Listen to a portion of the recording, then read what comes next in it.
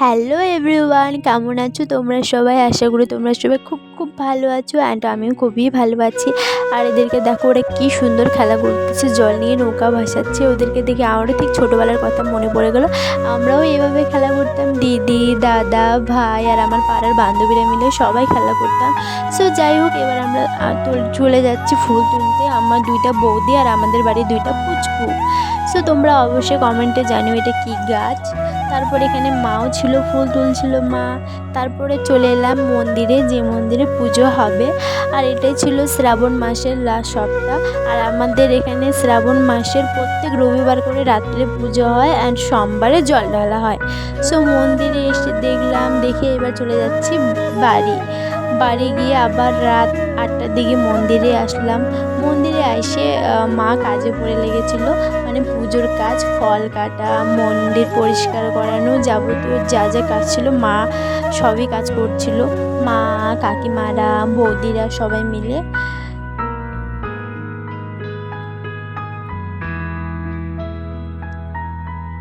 So যেহেতু আজকে শ্রাবণ মাসের লাস্ট সপ্তাহ, তার জন্য আমাদের এখানে আজকে খিচুড়ি খাওয়ানো হবে। তার জন্য পাড়ার দাদারা, ভাইরা সবাই মিলে খিচুড়ির প্রিপারেশন নিচ্ছিল।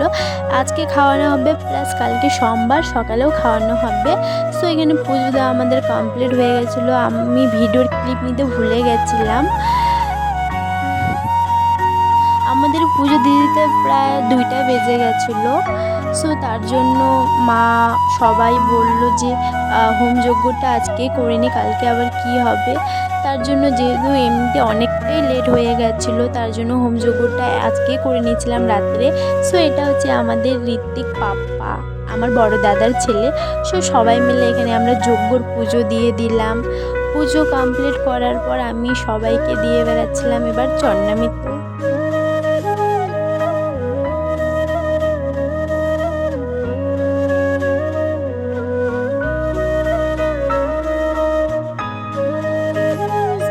প্রসাদ খাওয়া কমপ্লিট করে এবার চলে যাচ্ছি আমরা বাড়ি। ঠাকুরকে বলে গেলাম টাটা বাই বাই, কালকে আবার দেখা হবে, আমি আবার জল ঢালতে আসবো। মাথায় যাবতীয় জিনিসপত্র নিয়ে চলে এলাম বাড়ি এসে খাওয়া দাওয়া করে ঘুমাই গেছিলাম। সকালবেলা উঠে বাড়িতে পুজো দিচ্ছিলাম। বাড়িতে পুজো দেওয়ার পর ভাবলাম যে কেননা আমি শাড়ি পরে যাই, যেহেতু অনেকদিন থেকে শাড়ি পরিনি, ভাবলাম যে শাড়ি পরেই যাই। সো আমি হাজার খানিকটা শাড়ি দেখার পরও একটা শাড়িও আমি পছন্দ করতে পারলাম না।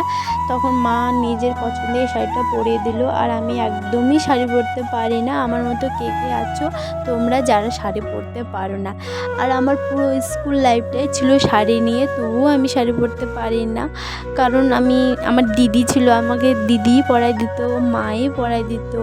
আর এখানে আমার কাকিমা দেখতেছে আমি ঘরের কি অবস্থা করে রাখছিলাম, এক এক করে সেটাই দেখছিল। আর কি যে আমরা গল্প করছিলাম সবাই মিলে, আমার ঠিক মনে নাই।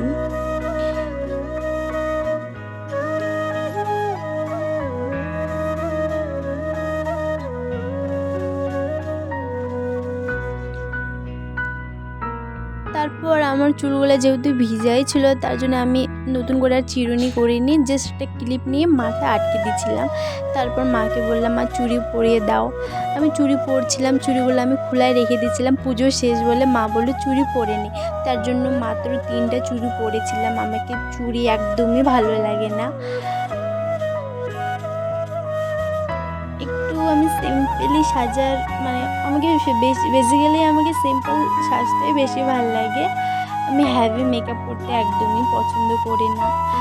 তারপর ক্যামেরাটা দেখতে দেখতে বুঝলাম যে আমি তো লিপস্টিকই পরিনি, একটু লিপস্টিক পরে নিয়েছিলাম। আর কালকে রাত্রে যেহেতু পুজো দিতে গেছিলাম, মানে কাজল পরে গেছিলাম, আইলাইনার। সো আমার চোখে একটু একটু এখনও আইলাইনার লেগে আছে। আমি বললাম থাক। তো একটু গালেও অ্যাপ্লাই করে নিলাম লিপস্টিক। আমার সাজা কমপ্লিট করার পর আমি ভাবলাম আমি তো মুখেই কিছু মাখিনি, তার জন্য আমি ময়েশ্চারাইজার মেখে নিলাম। সাজটা আমার কমপ্লিট হয়ে গেল। আমাকে কমেন্টে জানিও আমাকে কেমন লাগে। সো মন্দিরে এসে দেখেছি মন্দির পুরো ফাঁকা, কেউই নেই। যেহেতু কালকে সারা রাত পুজো হয়েছিল, সবাই ঘুম মারা হয়ে গেছিলো। আর আমার এটা হচ্ছে বড় বৌদি, আমার বৌদিটা সকালবেলা এসেই 6টার দিকে জল ঢেলে চলে গেছিলো। আর সবাই সকালবেলা এসে জল ঢেলে চলে গেছে, আর যেহেতু এখন 11টা বাজে আমি সবার লাস্ট। তারপর এক এক করে আমি সব মন্দিরে পুজো দিয়ে দিলাম।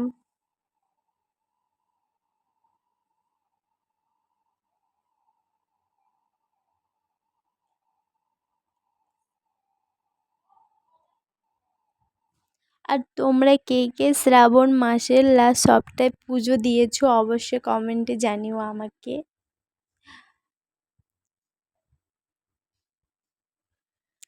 তারপর এক এক করে সব জায়গায় পুজো দেওয়া কমপ্লিট করার পর বৌদির হাত থেকে আমি অনেকগুলো ফটো তুলে নিয়েছিলাম। তারপর চলে এলাম বাড়ি, সবাইকে টাটা বাই বাই করে, কেউই ছিল না মন্দিরে।